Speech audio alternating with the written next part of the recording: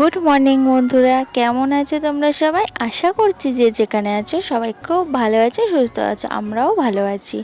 আর সকালবেলা ওয়েদারটা মেঘলা মেঘলা, দুই এক ফোঁটা বৃষ্টিও হয়েছে। আর আমি দেখো সকালবেলা বাসি কাজকর্ম সেরে রেডি হয়ে গেছি ভোট দিতে যাব বলে। তো আজকে 1 জুন। আর এখানে এসে দেখি কত লাইন, তো লাইনে দাঁড়িয়ে পড়লাম। আমি টুকুন টুকুন লাইফস্টাইল ডেলি ব্লগে তোমাদের অনেক অনেক স্বাগত, ভালোবাসা জানাই। ভোট দিয়ে বাড়ি চলে এসেছি। আর আমাকে দেখো অল্প একটুখানি কালি দিয়ে টেনে দিয়েছে, আর অনেকের কত উঁচু থেকে কালি টেনে দিচ্ছে।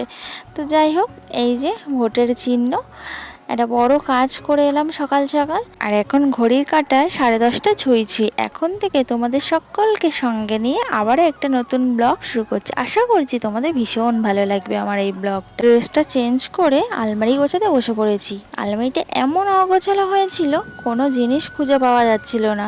তো আজকে ঠিক করেছি আলমারিটা গোছাবো, তারপর আর কাজ করব। আলমারিটা আজকে আমি গুছিয়ে তারপর উঠবো, তারপর রান্না করতে যাব। তো এই যে আলমারি গোছাতে বসে পড়েছি।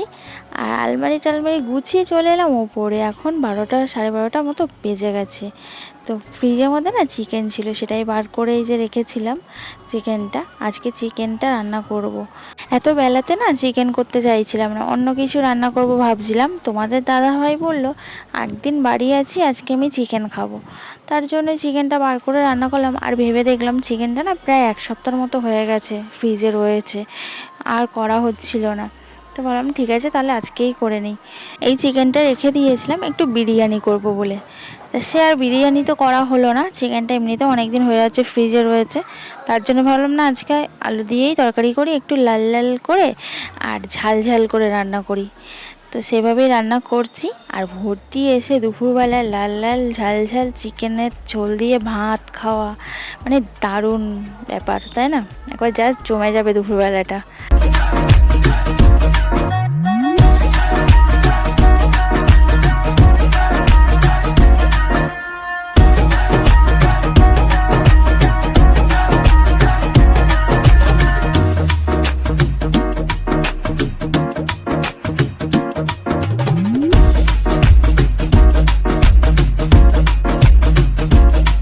রান্নাবান্না সেরে সবাইকে খাইয়ে দেবে, আমিও খেতে বসেছি। আর আজকে চিকেনটা সত্যি ঝাল ঝাল হয়েছিল। আর অনেক দিন ফ্রিজে রয়ে গেছিলো তো চিকেনটা তেমন টেস্ট লাগছিল না, টেস্টটা একটু অন্যরকম লাগছিল। তো যাই হোক, বেশ ভালোই দুপুরবেলাটা জমে গেল। বিকেলবেলায় দেখো সাজুগুজু করে বেরিয়ে পড়েছি। বড়মা সেদিকে বাইক পুষছে, তো আমরা একটু যাব রোডে। কিছু টুকিটাকি কেনার আছে, সেগুলোই ভাবছি আজকে মিটিয়ে নিই।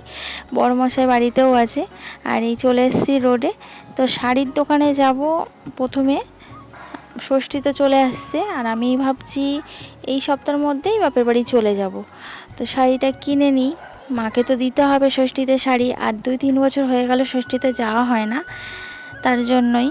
তো শাড়ির দোকানে ঢুকলাম, বেশ ভালো। আর আজকে ভোট তো অনেক দোকান বন্ধ, এই একটাই দোকান খোলা ছিল। তো কোনো শাড়ি পছন্দ হলো না, জানো তো, তার জন্য না শাড়ি নেওয়া হলো না। ভাবলাম একেবারে আমাদের ওখান থেকেই মাকে পছন্দ করে কিনে দেবো।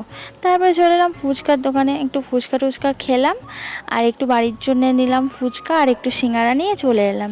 ফুচকাটা মেয়ের জন্য নিয়ে এসেছিলাম, আর সিঙ্গারাটা সবার জন্য নিয়ে এসেছি। সিঙ্গারা টিঙ্গারা খেয়ে ছাদে বসেছিলাম। তো বসে বসে কয়েকটা রিলস বানাচ্ছিলাম। দুষ্টুটাও আমার সঙ্গে রিলস বানাচ্ছিল। চলো আজকের ভিডিওটা এখানে শেষ করছি। ভালো লাগলে লাইক করে দিও, আর আমার নতুন চ্যানেলটা সাবস্ক্রাইব করে আমার পাশে থেকো। সবাই সুস্থ থাকবে, টাটা।